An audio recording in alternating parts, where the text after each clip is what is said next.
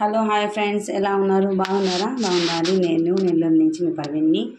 ఇక్కడ నేను మునక్కాయలు గుడ్లు కర్రీ చేసి ఉండిపోతున్నాను అనమాట. దీనికి కావాల్సిన పదార్థాలు: 2 టమాటాలు ఇక్కడ సన్నగా తరిగి పెట్టుకున్నాను, కరివేపాకు, 5 ఆనియన్స్ తీసుకున్నాను మీడియం సైజు, 2 మునక్కాయలు తీసుకున్నాను, ఉసిరికాయ అంతా చింతపండు రసం తీసి పెట్టుకున్నాను అనమాట.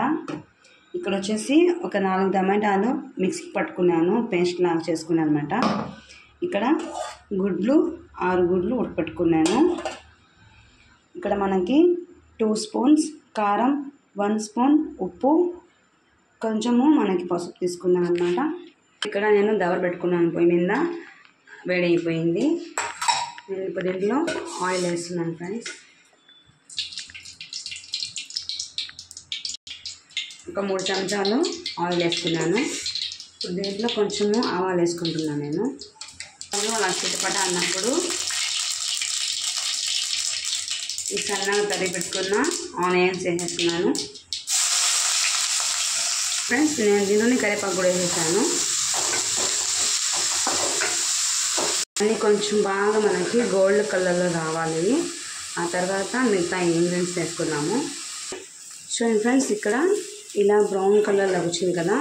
ఇప్పుడు నేను దీంట్లో ఉప్పు, కారం, పసుపు వేసేస్తున్నాను.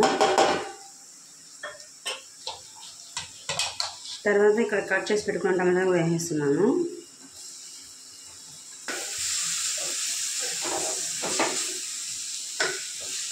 ఇప్పుడు ఇక్కడ ఈ పేస్ట్ కూడా వేసేస్తున్నాను నేను, టమాటో పేస్ట్. చూడండి ఫ్రెండ్స్, ఇదంతా కొంచెం మనకి బాగా ఉడకాలి. ఉడికినాక ఏమైందంటే ఇక్కడ మనకి కొంచెం సైడ్లో ఇక్కడంతా ఆయిల్ అనేది వస్తుంది. ఆయిల్ వచ్చినాక తర్వాత మనకి పచ్చి వాసన పోయినాక మునక్కాయలు వేస్తాను నేను దీంట్లో. ఓకేనా ఫ్రెండ్స్, ఇక్కడ ఇలా ఆయిల్ వస్తుంది కదా, అయినా కానీ మనకి పచ్చి వాసన పోలేదు, ఇంకొంచెం పచ్చి వాసన పోవాలి. దీంట్లో మునక్కాయలు వేసేస్తున్నాను. అంటే ఇందాక కొంచెం ఉడికింది కదా, ఇప్పుడు ఇది వేసేసినాక ఈ ఉడికే లోపలికి ఆ పచ్చి వాసన మొత్తము వెళ్ళిపోతుంది.